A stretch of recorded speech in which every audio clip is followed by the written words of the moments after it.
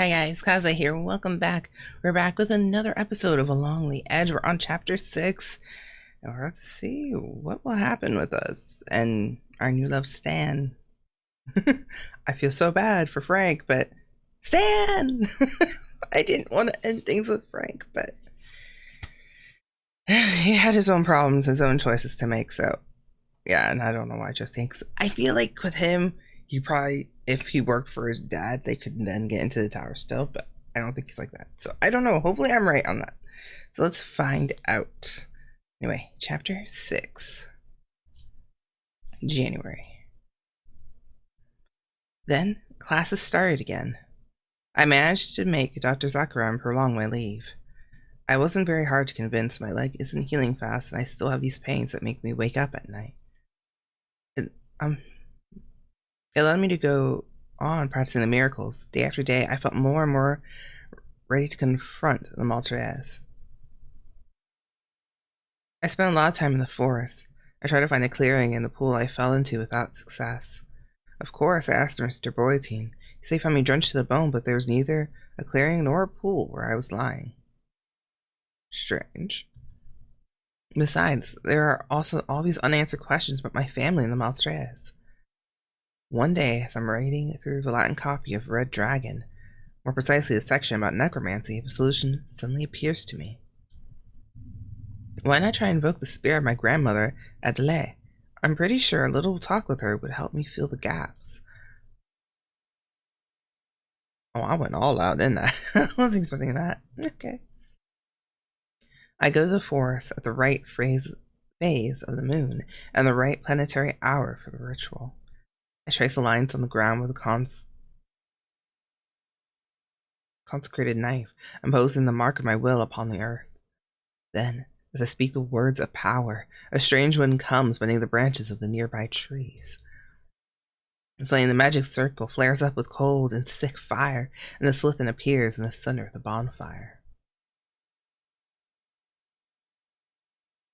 A woman drenched in flames, whose face is torn by extreme pain and despair. Although I thought I would face an old lady, the woman in front of me is middle-aged and a striking image of myself.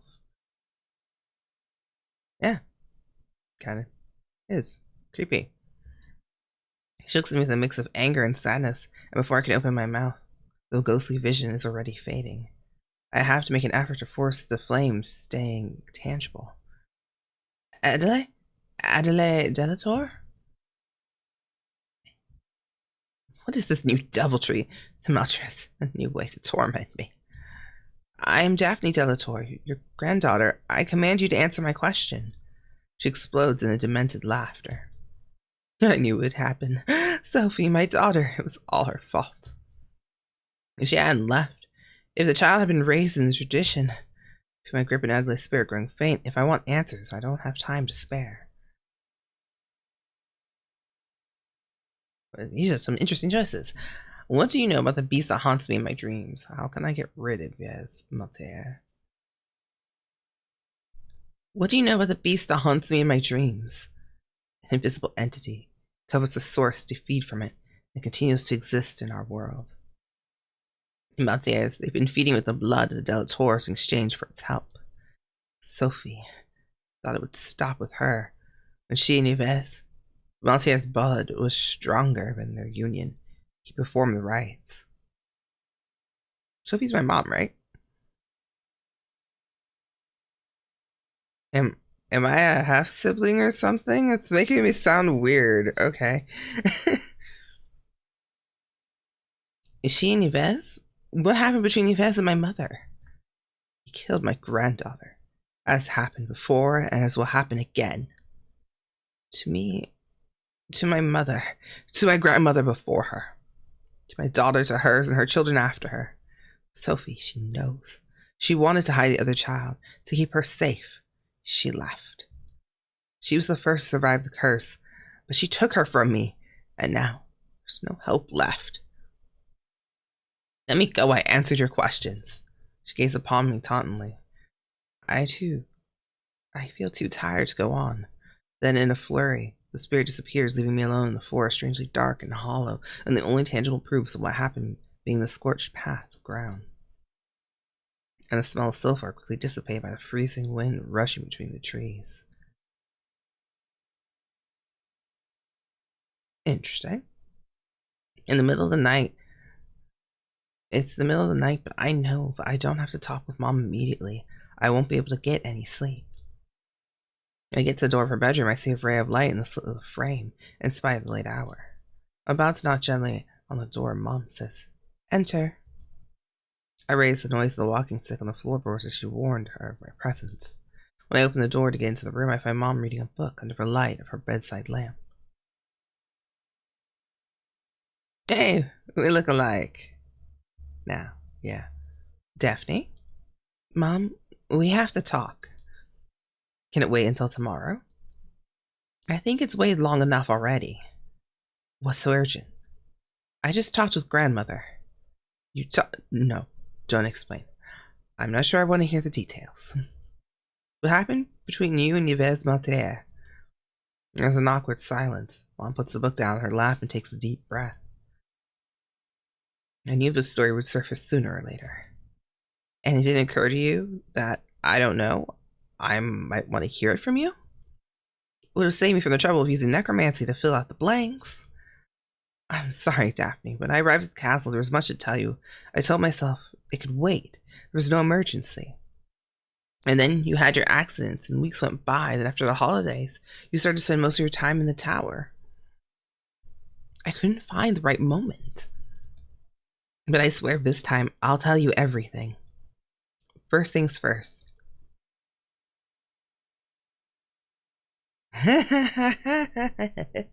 Is Yves Malterres my father?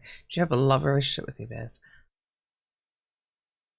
Yeah, I want to know. Yeah, tell him. I'm gonna go the nice route.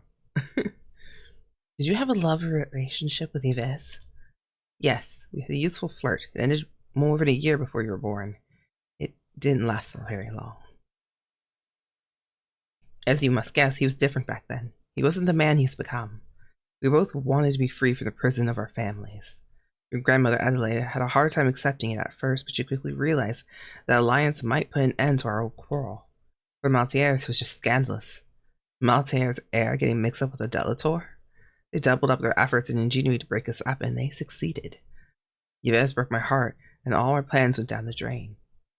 What happened next? It took me a couple months to get myself together. I did, I must admit, things I'm not proud of during that time. I wanted to wound Yves as much as he had wounded me. I had my share of one-night stands. I wanted him to do something, anything, to open his eyes. It was stupid, I know that now, but we were only 18. And then I got pregnant. So, who's my father? Do you even know? No, I'm not sure, and it didn't matter, not to me, neither to your grandmother. It was a tradition. Women are always been the head of the house Delatour. Some of our ancestors took partners like your grandmother, but most of them remained single or had several lovers during their lives. The fact that there was no father was somehow in our ways. The only thing I'm sure about was that it was not Yves. And then, is your pregnancy that made you leave the village? In a way. Mom hesitated to talk. I feel like I'm getting to the heart of the problem. Mom, I have to know. I feel like there's something very important that's left unsaid about my birth. It can't go on any longer. Do you understand? She looks at me overwhelmed. I'm very conscious that we're about to dig out something she's tried to forget, to bury deeply during all these years. It's not the pregnancy that pushed me to leave. It's the death of the baby. A shiver running down my spine. It brings me back to something I went through myself only a year ago. Do you mean, did you lose a child before having me? I don't get it. I was expecting twins. I lost your twin sister, Daphne. Wait, what? I said that right. I lost your twin sister, Daphne, and it's Yves Malterres' fault. There we go. Haha. I'm like, I died. I'm like, wait, what? My head is spinning. I tell her I need to go to the bathroom, but in truth, I go to spend a minute alone in the living room. I need a cigarette. Twin sister. How could she hide it from me from all those years? The fact that she lost her, it's a lot to process. When I get back to the bedroom, Mom is at the window smoking a cigarette herself. How could you hide this from me, this sister, for all these years? It looks at me sadly with deep melancholy. What would it have changed? Besides, how can you blame me for keeping it for me when you went through yourself through the same thing? Oh, don't look at me like that. When you had your accident, you were talking in your sleep. It wasn't hard to put the pieces together. It's been our curse for more than a century ever since the Malterres offer our children in sacrifice. It's impossible. Did you think he sacrificed my baby? Do you think Yves might have sacrificed my baby? It's the only explanation. Each generation of Malterres pledges to offer the firstborn of the Delatours. That's how they took over the village and keep it in their power. Generation after generation, they weaken our bloodline. Your grandmother was sure that because you survived and were in fact the firstborn, you were the one who would break the circle. That's why I left. I didn't want her to take part in your education. She should have put this burden on your shoulders. But she was right. After that happened, how could I doubt the truth of the old legends any longer? Anyway, life goes on. I know what you went through must have been hard. But if I could overcome this, I'm sure you can do it too. You look at each other, and that's what my mom understands. She finally understands this truth that I can't say out loud, not without collapsing. There won't be other children. I open my mouth, but words don't come out. Don't say anything, Daphne. I understand. We stay in silence. What else is there to say? What Mom told me confirms that my suspicions being what Mom just told me confirms what I was suspecting without being able to admit it myself. Yves Malterres, he'd be responsible for my death and my sister, maybe for the death of my child, maybe even for I'm engulfed by a wave of anger and injustice. I know I've been passive. I know I have to act. This time, I'm very angry. Virginia Malterres manipulating me, taking me for an idiot, and my mom keeping stuff from me. It makes me feel like I'm between the hammer and the nail. It has to stop. I could confront Yves immediately. I have waited long enough. If he destroyed a life like that by snapping his fingers, someone has to stop him. But is it really a good idea to blindly go ahead? There's also Celine Malterres. I know Yves and she are close, at least at work. She might have information about what Yves is planning. I know we're somewhat on bad terms, but I have a good hope to persuade her to help me. Besides, I could ask Stan what he thinks of all this. He might be able to help me see things more clearly. What should I do? Well, Stan's in the house and he is a Malterres, so let's just go bug him. Hi! When I get to oh, he's in my bed. Okay, hi. When I get to our bedroom, Stan is about to go to bed. Daphne, you seem upset. What is it? I tell him everything. My sister, the child I've lost. We talk about his father, about his family. So, what do you make of all this? I don't think Celine knows anything. Yves always kept her in the dark. But I agree with you, we have to do something. Yves won't be expecting you to come knocking at his door in the middle of the night. He's already dressed up and is taking his keys and his money clip from the top of the chest. Do I go get the car? Sure. Let's leave your sister out of this. Okay, let's do this. We get into the car and a second later I'm knocking at the front door of the private wing of City Hall. I see a light filtering through the cathedral glass and then the doors open wide at once. Yves, who just opened, is wearing a dressing gown with small taunting smile on his lips. Ah, Miss Delatour, what a surprise, I must confess. I almost didn't recognize you. You've changed something since the last time we saw each other, haven't you? Never mind. What brings you here so late? If you have come to give me my son back, I apologize, but adoptions are definitive. I did not adopt your son. No, it can't be that. Let me guess, you've changed your mind about my offer. But I know you are pretty a young woman, my wife, Clothilda. I won't hide it from you. She doesn't like you very much, but she could testify. I always said you would end up seeing the light. So?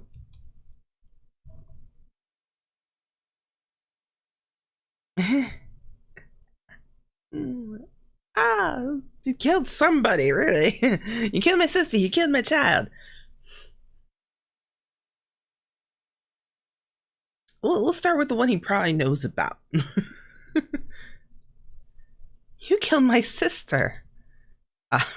What a sense of deduction. It was taking you, what, barely 6 months to get to this conclusion? I can read anger in your eyes, maybe a little bit of fear. If it could comfort you, I didn't take any pleasure out of it. I only did what I had to do. You pay for this. You're gonna pay for all this. Are you threatening me? You're just like your mother. No patience whatsoever. All I ever wanted, and I assure you I am sincere, was for us to collaborate. This is not the right person, ha! But I say I'm wasting my time. Go home, Daphne. It's late. But, and don't you think I'll take your threats lightly. There will be consequences. I can guarantee it. I hope you'll be in a better disposition next time we talk. Shuts the door to my face.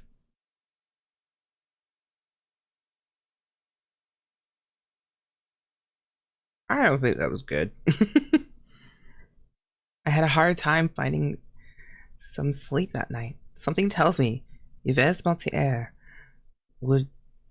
words weren't empty threats. But next day starts gloomily. I had the feeling of a sword of Damocles is hanging above my head. And I'm called to the office for emergency during the second class in the morning. I admit I'm not that surprised. The secretary tells me she got a call from Mr. Boyatine that there has been an accident at the castle. Without wasting time, I run to my car and rush back home. Uh-oh. What happened? I seen ominous smoke over the treetops, and even before reaching the path to the castle. As I drive in, I saw Mr. Boyatine defeated and in shock. He is surrounded by a squadron of firefighters. One of them comes in my direction looking serious. Are you Are you Miss Delatour? Yes, it's me. What happened?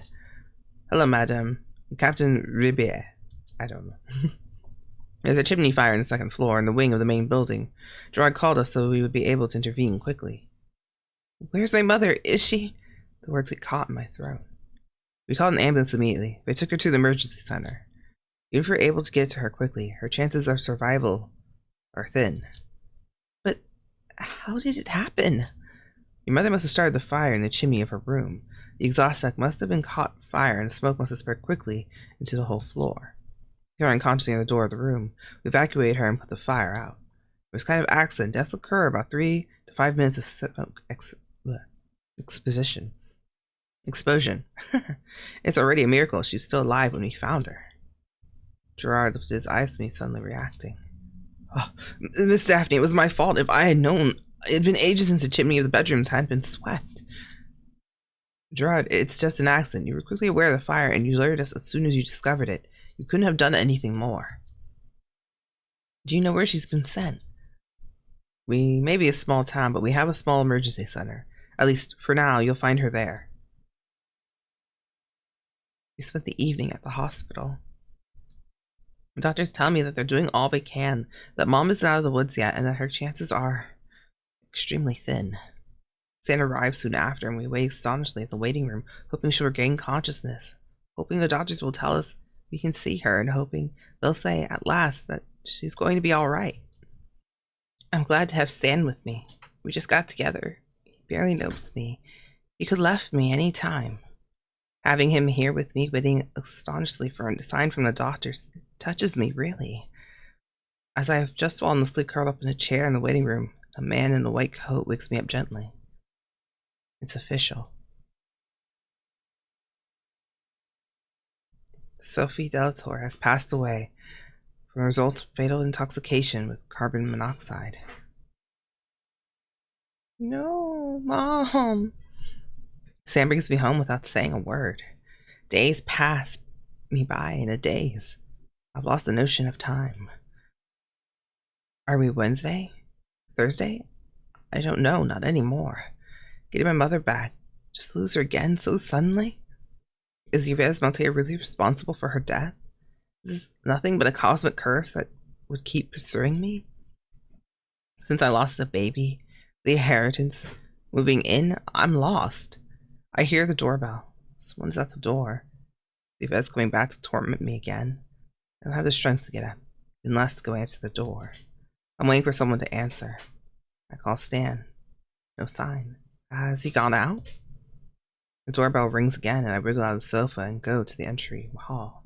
I hesitate again for a second, then gather my strength and open the front door. There's a middle-aged man on the other side of the door. It looks like he's sprinkled with flour, which tells me a lot about his job. Jeremy Blushot. Oh. Hello, madam. Jeremy Blushot. I'm the baker. Hello. I don't think we've met. I'm in the back of the shop usually, but you might know Vids. The last I hired is the counter girl. It's nice to meet you. Oh, nice to meet you. All the pleasure's mine. I came to bring you this from the shop owners. He gives me a bouquet of flowers. When we heard about Sophia, we all chipped in with it, the others. I take the bouquet. Besides, before we didn't dare, but now you're here. These Malterres pricks, I'm sure they're all behind this. We're counting on you to show them, right? But, excuse my language, but I'm angry, you see. Did you know that they almost made me shut down? The old Malterres, he tried to steal a piece of my land. Because he's ruining the city hall, he can do whatever he wants with the land register, that thug. And like that, the next day I fall down from the ladder. 3 months in a plaster. It was good for nothing. I had to hire someone to work for the season. The Blushords, maybe you met them. It was back then when you arrived at the village last summer. I'm sure they have their hands in the till. Well, listen, I'm talking, but all this to say that we're behind you. It's this family of degenerates. I saw what happened to your mother and the fire and all, so I'm sure you've had enough too, haven't you? And yet, I don't feel particularly welcomed when I arrived to the village. That's how people are from here. They're scared shitless of the Malterres. But now that they've seen you with your walking stick and your black hair, I guess they're even more afraid of you. My walking stick is terrifying? What? So what I mean is, it's high time it stops, don't you think? I just want to... Yes, they must pay for all they've done. Yes, they must pay for all that they've done. I agree with you, totally. I'm not the only one for sure. So, well, that's just to show our support. And if you need anything, you know where to find me. Have a good day, madame. I stay there on the threshold, a bit stunned as he gets back into his van, does an acrobatic U-turn, and disappears in the bend. I must admit, I didn't see this one coming. Thinking of it, a land register crawl equals a broken leg in the Malterres response scale. I understand much better why they were so virulent against me. The rest of the week goes by in an ambience of astonished expectation. I know Yves hadn't said his last word. Sandy is doing all he can to make my life easier, but watching him coming and going from the house with a stern look doesn't brighten me up. He's trying his best to reassure me, but I can see he's very worried about what his father might do next. Mr. Boatine went inside the wing to evaluate the damage. It's all as bad as we thought. Fresh coat of paint, new curtains, and he assured me it would be good as new. A couple of wardens have been partially affected by Mother's passing. Mr. Boatine looks even more impenetrable than usual. As for Miss Boatine, she got very discreet. I doubt she left the outbuilding much for the last few days.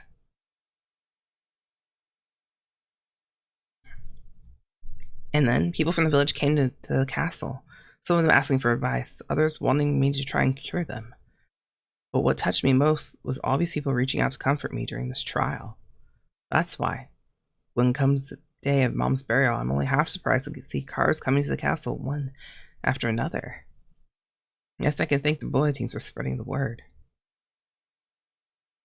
We're all gathered here, at the border of the forest, to honor my mother's memory. I wanted her to be buried according to the old rite, so lack of fear and pride, I decided to scatter her ashes. I know most of you haven't seen my mother for more than 30 years since she's been cast out of the village by the Malterres family. Seeing so many of you here, whine a bitter farewell warms my heart. I open the urn and let the ashes scatter in the freezing wind. I'm on the verge of tears, but I have to be strong. My audience observes a minute of silence and contemplation. If you're here, it's also because, I'm sure of it, you want to see things change. I know most of you know the legends, the origins of our community. For a century, the Malterres have binded the village to their shackles. For a century, you've been bowing to them. Not anymore. I won't let Yves Malterres terrorize you any longer. He has to pay for all the evil he's done, and it's time for the Delatours to take their place back in the village. Really? Yves Malterres, who must witness the scene, breaks through the crowd to come closer to me. Everyone is looking at him. When he's at my height, he looks at me with a condescending gaze.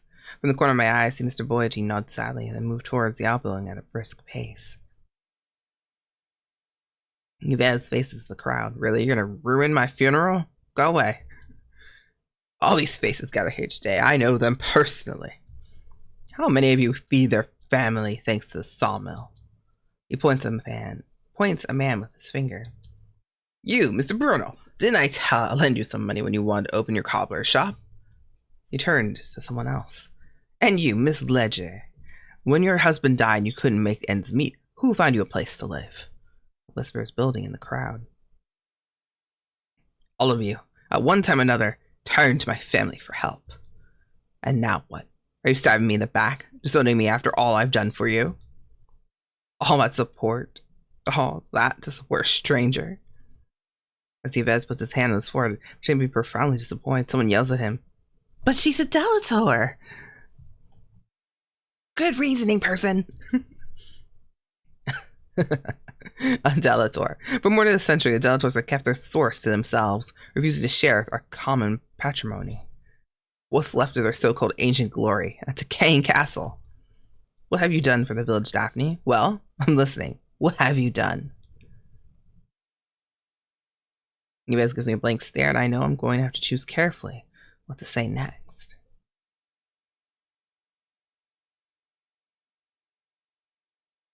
Oh, this is fun. Play the victim, argue, calm things down. Why would I play the victim? No, you've had me. Well, actually, you kind of did. You destroyed my family. Fuck you. I'm playing the victim. Are you really asking me what I've done for the village? Ever since I arrived barely 6 months ago, you've done nothing but torment me. I've never asked for any of this. You've tried to intimidate me from time and time again, with only goal to chase me from my family home. Daphne, you're exaggerating. All I want was to make our families collaborate. Collaborate? Who are you kidding? As I didn't instantly yield to demands, you tried to get what you wanted by strength, as you always do. There's a whisper growing around us. For the first time, Yves doesn't know what to say. Can't believe this. You must have put a spell on them. Are you really saying that to me, when your family's been using witchcraft for years? Home, Yves. Be a fool of yourself. You think you have power, but as soon as anyone refuses to bow to your rules, the house of cards collapses by itself. I warn you. I got him before he could finish his sentence. What are you warning me of? Are you confessing for the death of my mother? Don't push me. You don't know what I'm capable of. No, I don't. Tell me. You don't scare me. Choices, the choices. Can I make him trip up and say it? Ooh, the thoughts.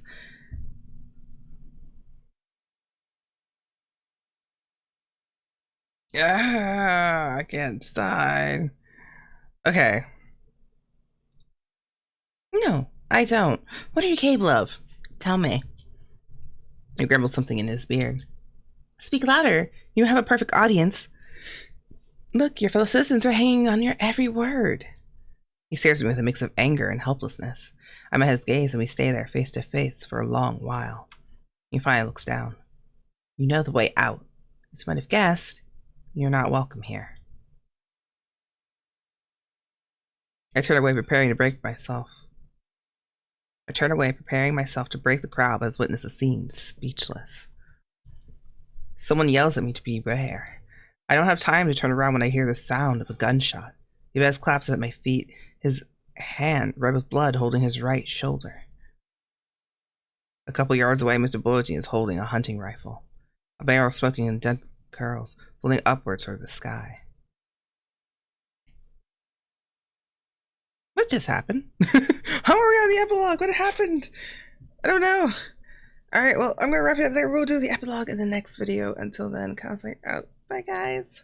Let me know what you think. Like the video if you enjoyed it, and subscribe to the channel if you haven't already. And of course, check out the game for yourself on their Steam page where you can get it. It's already out, and I'll see you guys there. Bye.